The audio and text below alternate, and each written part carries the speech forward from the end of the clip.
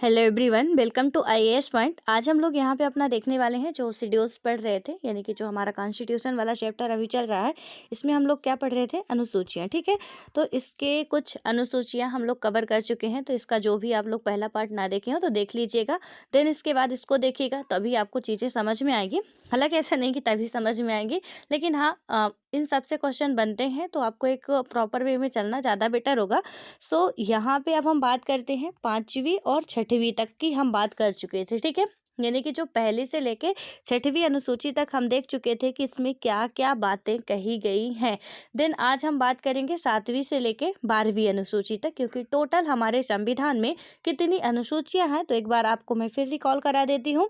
हमारे संविधान में टोटल यदि हम बात करें मूल संविधान की, मूल संविधान में कितना है, मूल संविधान का मतलब मैं आपको कई बार बता चुकी हूँ कि यहाँ पे ये होता है कि जब संविधान जिस दिन बन के लागू हुआ था उस दिन के टाइम पीरियड तक के जितने भी मतलब आर्टिकल्स थे, जितनी भी अनुसूचियां थी, जितने भी भाग थे, उन्हें आप क्या कहोगे, मूल संविधान में सम्मिलित हुई बातों को कहते हैं। ठीक है, जैसे कि मान लीजिए मूल संविधान जो मैंने बात की, 395 अनुच्छेद, उसके बाद आपको आता है 22 भाग, उसके बाद आपका आता है यहाँ पे यदि आप देखोगे कि 8 अनुसूचियां।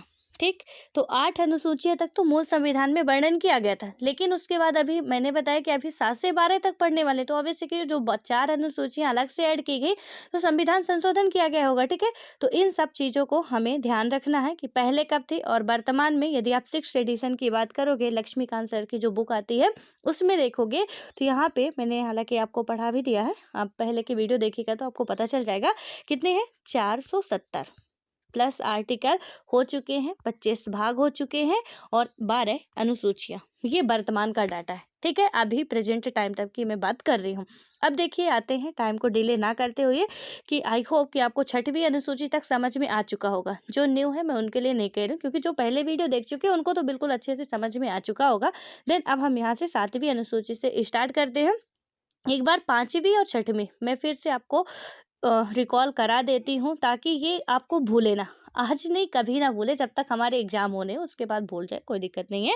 5वीं में क्या था, मैंने बताया था आपको, ये शेड्यूल्ड एरिया के लिए है, शेड्यूल्ड ट्राइब के लिए। यहाँ पे एससी यानी कि शेड्यूल्ड कास्ट की बात नहीं की गई है, ओनली शेड्यूल्ड एरिया या शेड्यूल्ड ट्राइब की बात की गई है। लेकिन ऑल ओवर कंट्री में जहाँ भी शेड्यूल्ड एरिया है, जहाँ भी शेड्यूल्ड ट्राइब है, यानी कि अनुसूचित क्षेत्र जहाँ भी है और अनुसूचित जनजातियाँ जहाँ जहाँ भी होंगी, वो 5वीं अनुसूची में बात की गई।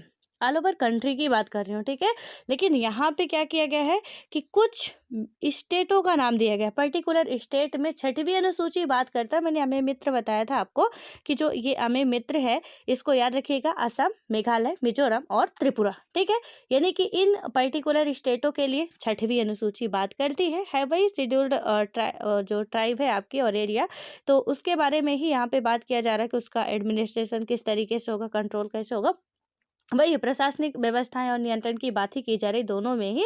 बस इतना याद रखना है कि 6वीं में पर्टिकुलर स्टेट है, स्टेट के नाम बहुत इंपॉर्टेंट है, तो आप लोग नोट कर लीजिएगा। और एक बात और यहाँ पे कि जो आपको इंग्लिश से दिख रहा होगा ना, बिल्कुल कंफ्यूज मत होइएगा, हम यहाँ पे आपको पूरा हिंदी पढ़ा रहे हैं और जो हम बोल रहे हैं आप उस पर ध्यान दीजिए। ठीक है, तो इस पे और इंग्लिश भी इतनी टफ नहीं लिखी हुई है, और आप एक बड़े लेवल की तैयारी कर रहे हैं, तो ऑब्वियसली कि इतना भी इंग्लिश से नहीं घबराना चाहिए, थोड़ी बहुत इंग्लिश आपको आनी चाहिए। ठीक है, हालांकि मैं आपको पूरा हिंदी में लिखवाऊंगी, पूरा का पूरा, और आपको मेरे साथ साथ नोट्स तो बनाते ही चलना, वो तो आपका सबसे बड़ा इंपॉर्टेंट वाला काम है। देन अब आइए 7वीं अनुसूची आप डालिए, जहाँ पे आप लिखे थे उसके आगे से हमें लिखना है 7वीं अनुसूची या 7th शेड्यूल। ठीक है, हिंदी इंग्लिश देखिए दोनों लिखिए, क्योंकि जो पेपर होते हैं ना, चाहे वो यदि आप यूपीएससी या स्टेट पीसीएस की तैयारी कर रहे हैं, इंग्लिश का हिंदी में ट्रांसलेट करते हैं, वहीं पे हम मात खा जाते हैं। इसलिए कभी कभी हमें, क्योंकि पेपर हिंदी इंग्लिश दोनों लैंग्वेज में आता है, तो कभी कभी इंग्लिश भी हमें सपोर्ट करती है, भैया क्वेश्चन हिंदी का नहीं समझ में आ रहा तो हम इंग्लिश देख लेते हैं। इसलिए इससे भागने की बजाय इससे डटकर सामना कीजिए, क्योंकि इसके बिना काम होने वाला नहीं है। बिल्कुल सही बात है, आप इंडियन हैं, आप भारतीय हैं, हिंदू हैं, हिंदी बोलते हैं, बहुत अच्छी बात है, प्राउड की बात है। बट ये एक लैंग्वेज इसको पढ़ने से कोई हम पाश्चात्य सभ्यता नहीं अपना लेंगे, सो आपको पढ़ना होगा, ठीक है। तो यहाँ पे बिल्कुल आपको कहीं पे भी कोई दिक्कत शिकायत नहीं होगी। बस कुछ लोगों का कमेंट आया था कि मैम प्लीज़ हिंदी की पीडीएफ से पढ़ाइए, हिंदी वाले हैं हम। तो मैं उनके लिए बता रही हूँ कि बिल्कुल बेशक आप हिंदी वाले हो, हम भी हिंदी वाले हैं, सब हिंदी वाले हैं, लेकिन ये एक लैंग्वेज और इसे हमें पढ़ना चाहिए, बायकॉट नहीं कर सकते हैं। और आप लोगों को ये थोड़ा बहुत इंग्लिश भी यदि मैं बताती जाऊँगी तो मुझे लगता है कि आपके लिए अच्छा होगा कि हाँ, हमने संसद पढ़ा तो उसे पार्लियामेंट भी कहते हैं, तो कहीं ना कहीं आपको ये पता होनी चाहिए चीज़ें, ठीक है। सो अब डालिए यहाँ पे 7 शेड्यूल। यहाँ पे हुआ क्या था, जो हम 7वीं अनुसूची की बात करते हैं, सबसे ये जो बात किया गया ना कि डिवाइडेशन, यहाँ पे यानी कि जो हमारा डिवीजन है, इसमें क्या किया गया था कि power between the union and state in terms of list, इसमें क्या किया गया था कि डिवाइडेशन किया गया था कि इसका पावर का यहाँ पे कैसे किस किस जगह पे किया गया था। तो आपका ये पावर का डिवाइडेशन किया गया था कहाँ पे, यूनियन में, और यानी कि संघ में, और स्टेट में यानी कि राज्य में, ठीक है। तो 2 जगह पे 7वीं अनुसूची में जो मेजर बात बताता है आपका कि हमारी जो 7वीं अनुसूची है, यानी कि इसमें जो बात की गई डिवाइडेशन किया गया संघ सूची, जिससे पहले क्या थे, इसमें मूल रूप से आप देखोगे हमारी जो यूनियन लिस्ट आती है 3 लिस्टों में डिवाइड किया गया था पावर का। किसका, पावर का। आपको ये याद रखना है कि पावर्स का डिवीजन यहाँ पे किया गया है, और कहाँ पे, केंद्र और राज्य। मैं 3-3 4-4 बार बोल रही हूँ, इसलिए आपका एक्सक्यूज नहीं आना चाहिए, समझ में नहीं आया, ठीक है। और बिल्कुल नहीं, ऐसा मैं धमकी नहीं दे रही हूँ, आप बोल सकते हैं कि समझ में नहीं आया, बट मैं रटाना चाह रही हूँ आपको कि आपको सारी चीज़ें रट जाए, इसलिए ध्यान से सुनना है और लिखना है। किस किस का डिवाइडेशन यहाँ पे करना है, सेंटर और स्टेट के बीच में पावर का डिवाइडेशन इसमें 7वीं अनुसूची में बात करता है। इसमें कौन कौन सी लिस्ट रखी गई हैं, एक है आपकी यूनियन लिस्ट यानी कि संघ सूची, ठीक है। दूसरी आपकी आती है स्टेट लिस्ट। आप बात करोगे यहाँ पे जो स्टेट लिस्ट आती है, इसमें क्या है, जो है राज्य सूची। तीसरी हमारी आती है कंकरेंट लिस्ट, और इसमें क्या आएगा आपका समवर्ती सूची, यानी कि इसी के मैं हिंदी फॉर्म बता रही हूँ, ठीक है। अब देखिए इसमें विषय कितने कितने रखे गए हैं, किसको किस विषय पे कानून बनाने का पावर मिला हुआ है, तो जरा ध्यान से लिखिएगा, चीज़ें अपडेटेड हैं।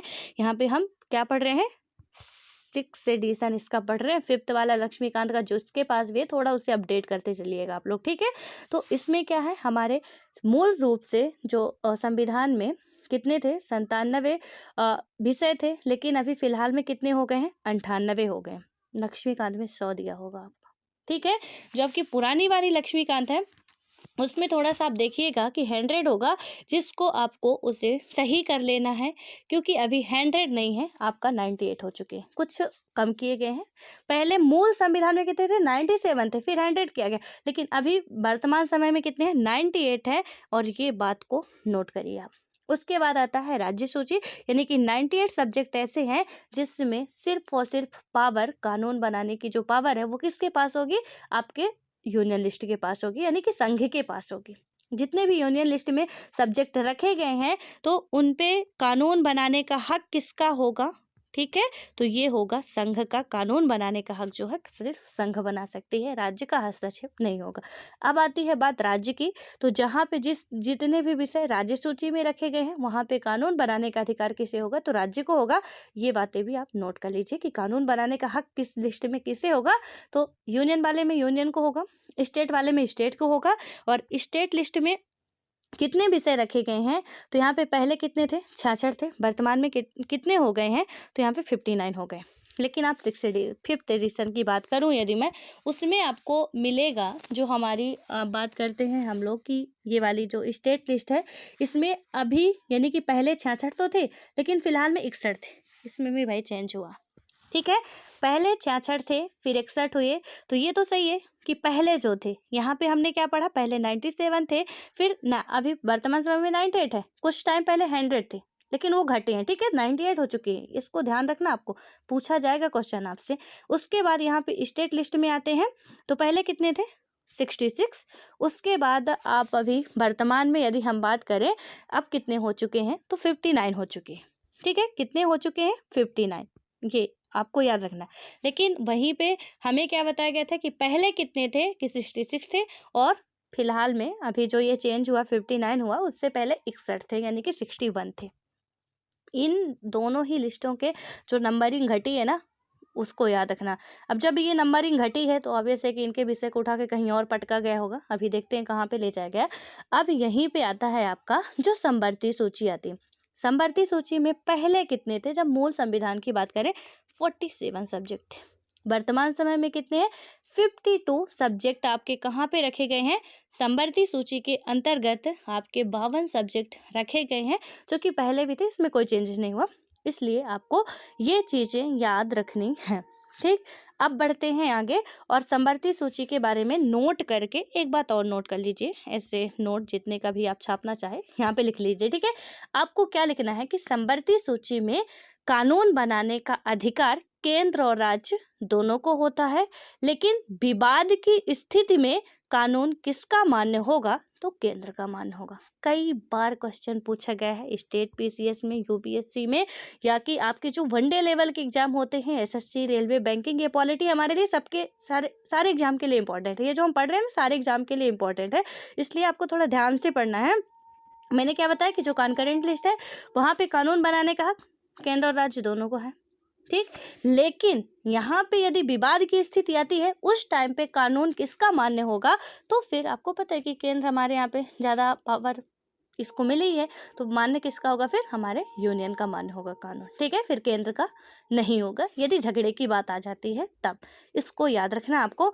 और यहीं पे एक बात और नोट कर लीजिए, शिक्षा का जो ये विषय है वो पहले रखा गया था राज्य सूची में।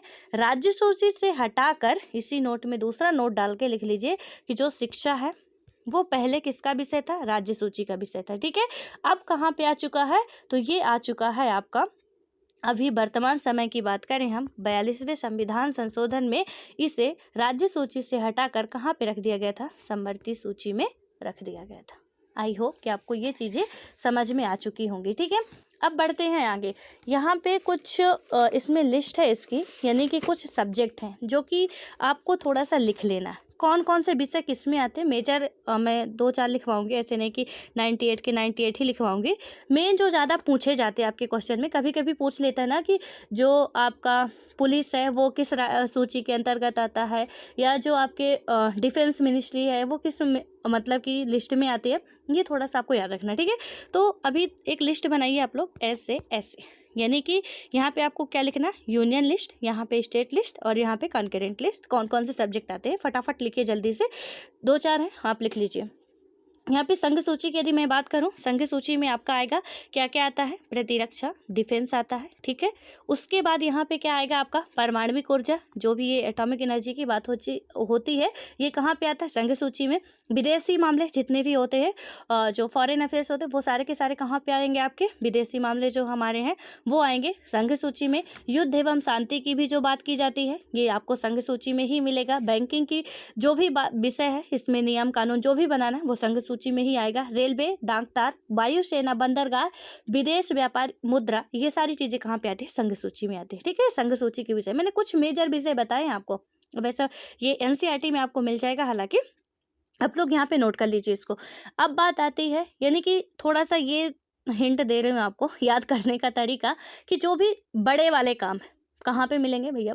बड़े आदमी को ही मिलेंगे, बड़े वाले भैया को ही मिलेंगे, यानी संघ को ही मिलने वाले। ठीक है, बड़े बड़े काम ऑब्वियस है कि विदेश से हमें किस तरीके से संबंध होना चाहिए, युद्ध शांति, बैंकिंग, रेलवे, डाकतार, वायुसेना, बंदरगाह, जो आपके पोर्ट्स हैं, विदेश के व्यापार, मुद्रा, इन सब का जो भी नियम कानून है वो राज्य के हाथों में है। अब आता है संघ सूची, सॉरी राज्य सूची।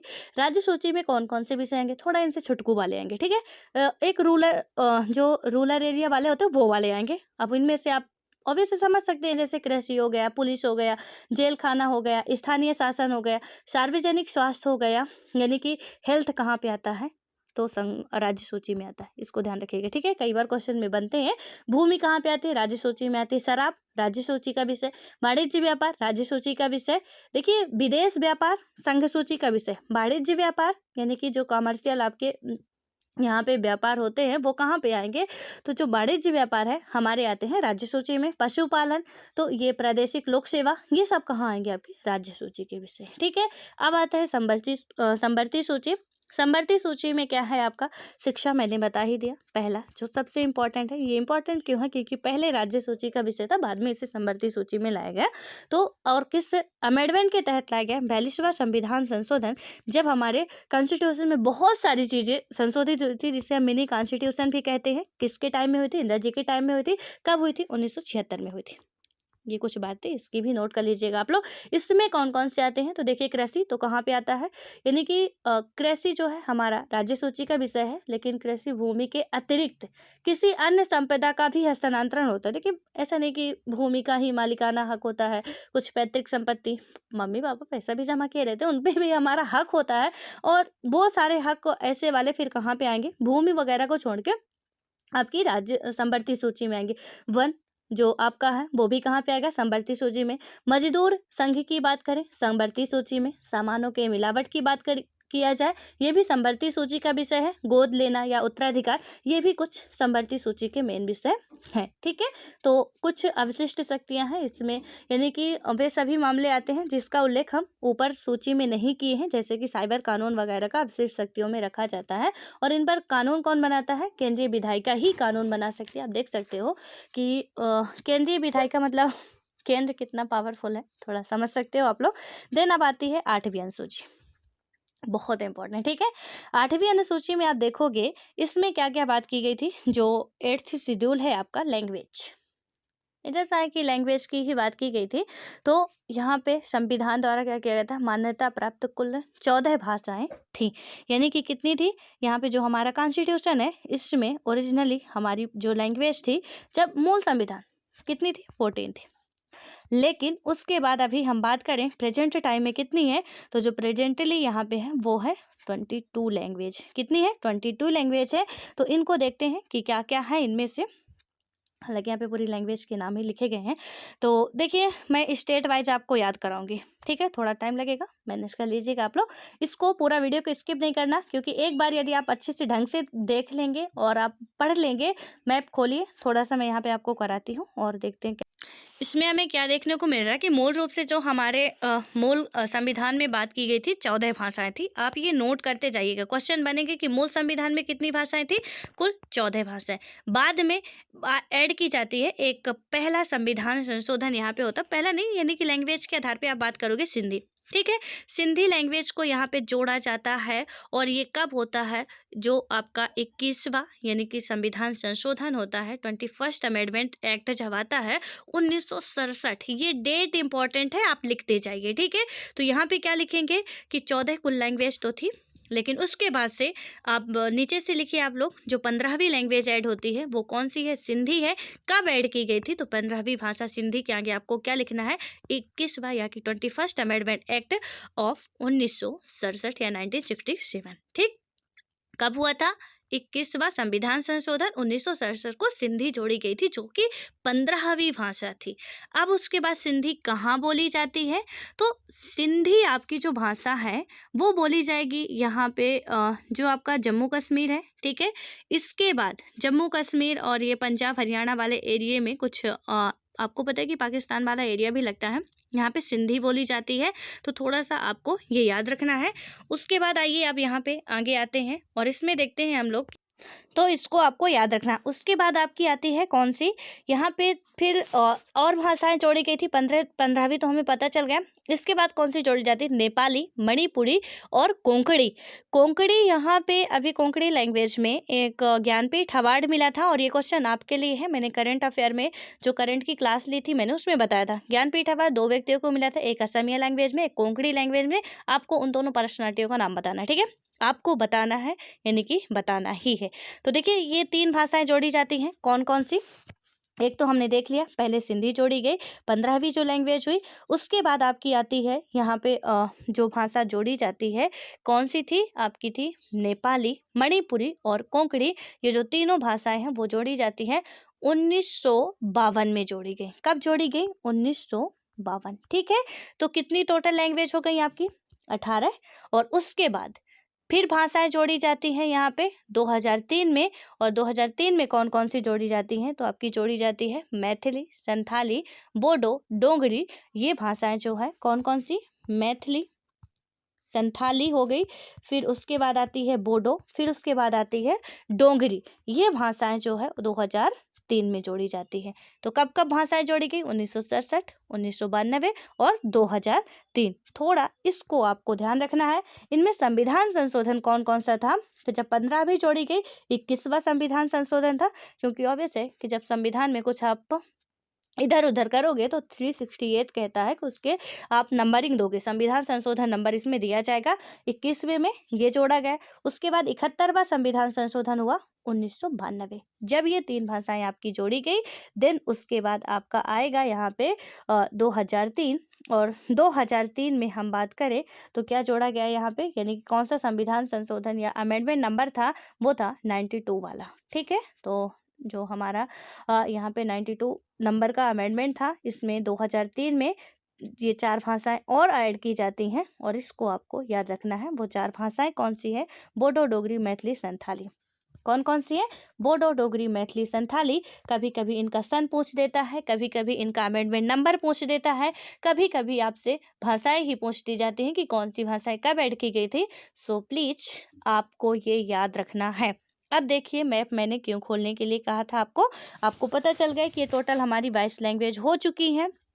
यहाँ पे इसमें एक और बताया गया है कि जो उड़िया था, ठीक है, ये उड़िया को उड़िया किया गया।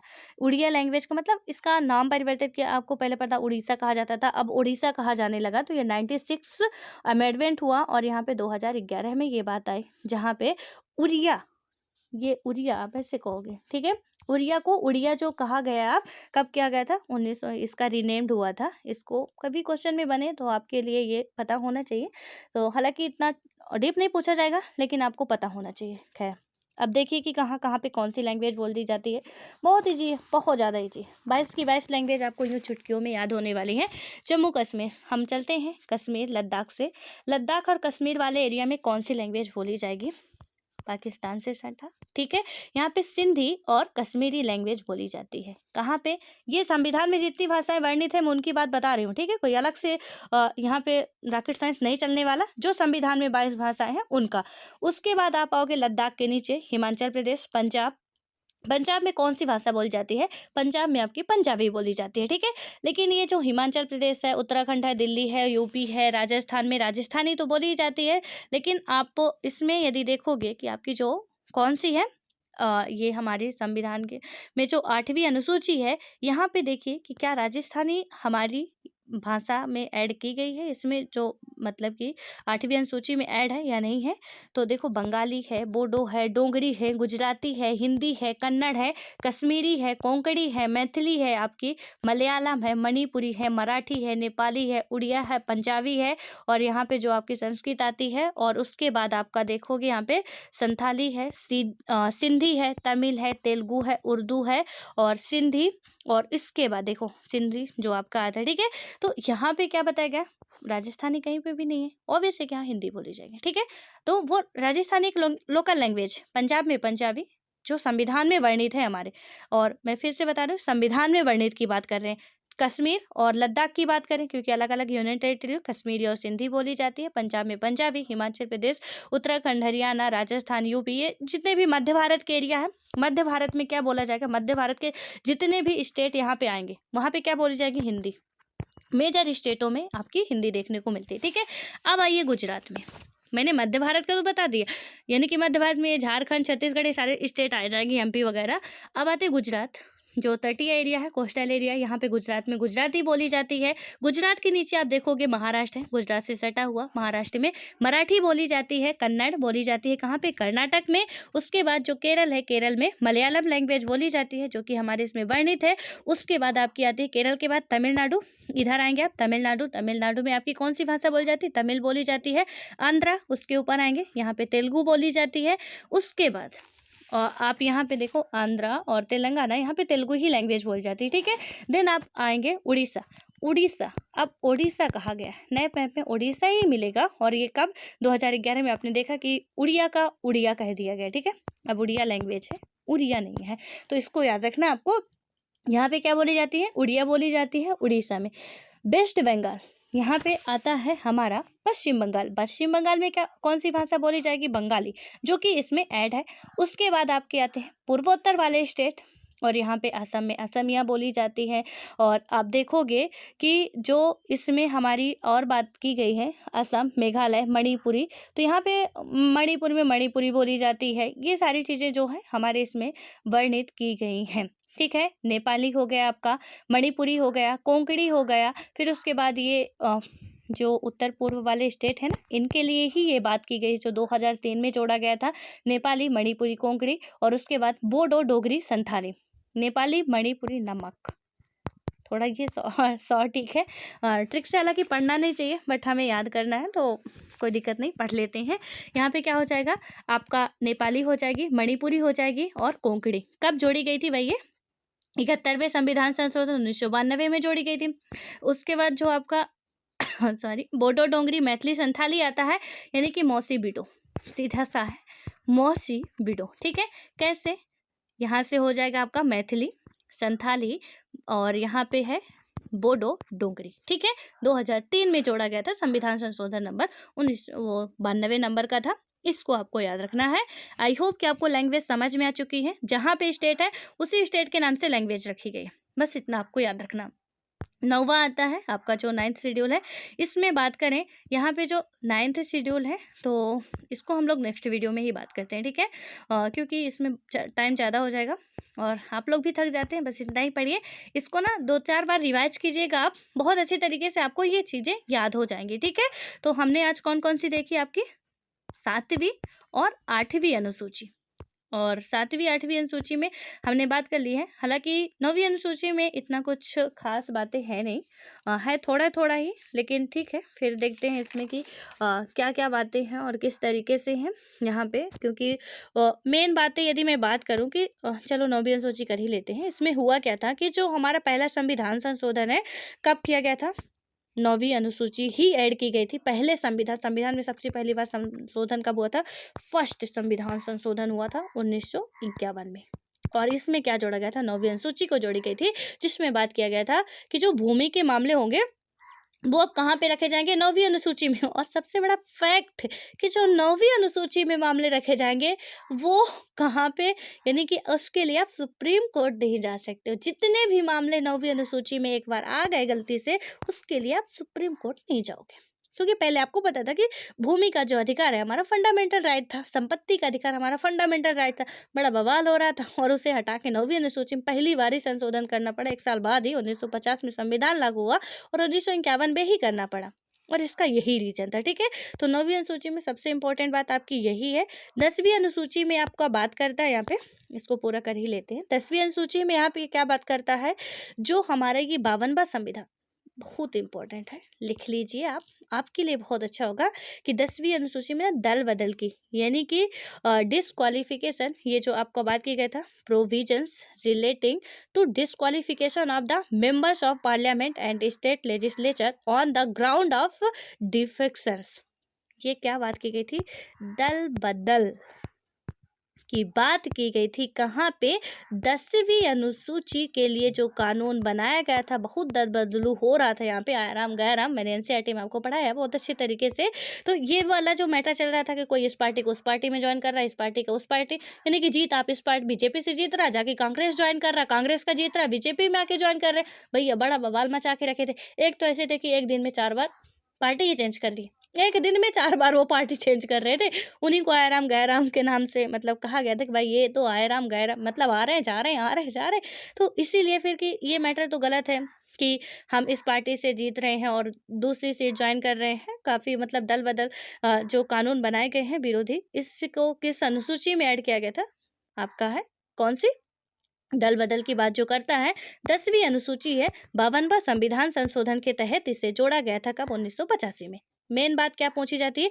Anti defections law, 10th schedule आपका है। और उसके बाद ये कब जोड़ा गया था? तो जो हमारा 52nd नंबर का कौन सा अमेंडमेंट है, और कब? 1985। ये मेन बातें 10th शेड्यूल से याद रखना है कि एंटी डिफेक्शंस लॉ या दल बदल विरोधी कानून की बात करता है 10वीं अनुसूची। ठीक है, उसके बाद आता है 11th में कुछ ज़्यादा खास नहीं था। 11th और 12th ये दोनों ही पता है किस लिए थे?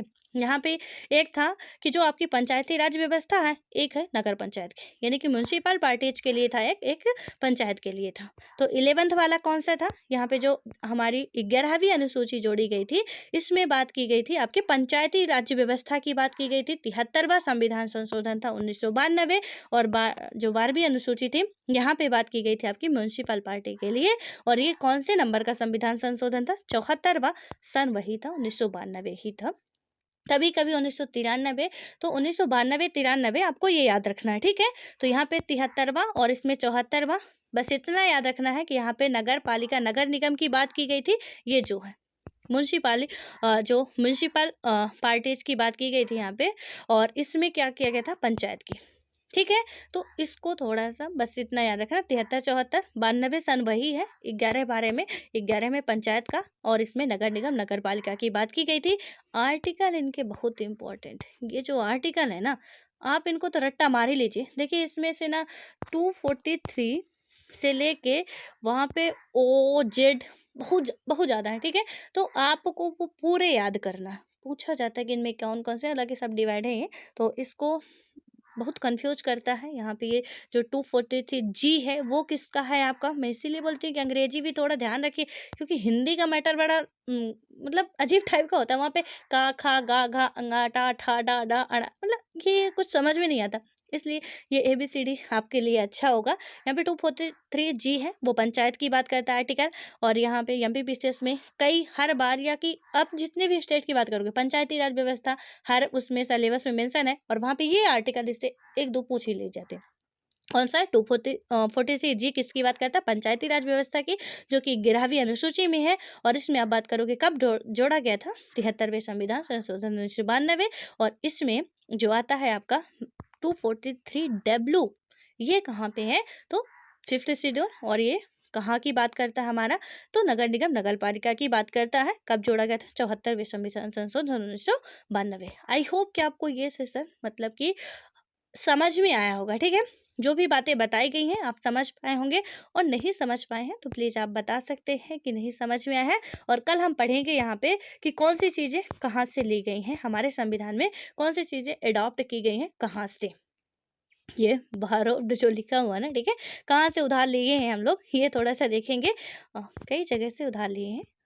हमने पढ़ा भी था कि संविधान को 60 देशों का संविधान खंगालने के बाद फिर अपना संविधान का यहाँ पे स्वरूप गढ़ा गया था। तो ऑब्वियस है कि चीज़ें ली गई हैं कहीं ना कहीं से, उसको हम लोग देखेंगे, बट नेक्स्ट पार्ट में देखेंगे।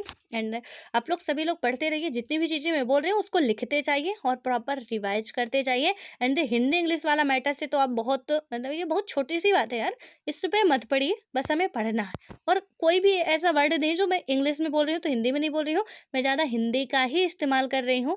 बस आप लोगों को इतना ध्यान रखना है, हिंदी में ही आपको लिखना है, हिंदी में ही पढ़ना है। अंग्रेजी से पीछा छुड़ाना चाहें तो भी नहीं छूटेगा, क्योंकि हमें एक सक्सेस पानी है। सक्सेस पानी है तो ऑब्वियसली इंग्लिश भी पूछा जाता है, हिंदी भी पूछा जाता है, सब पूछा जाता है, तो उसके लिए हमें पढ़ना ही पड़ेगा। एंड इंग्लिश एक लैंग्वेज है, सो आई सजेस्ट यू कि आप लोग उस पर भी फोकस करें तो बेटर होगा। And wish you all the best, मिलते हैं फिर। Thank you.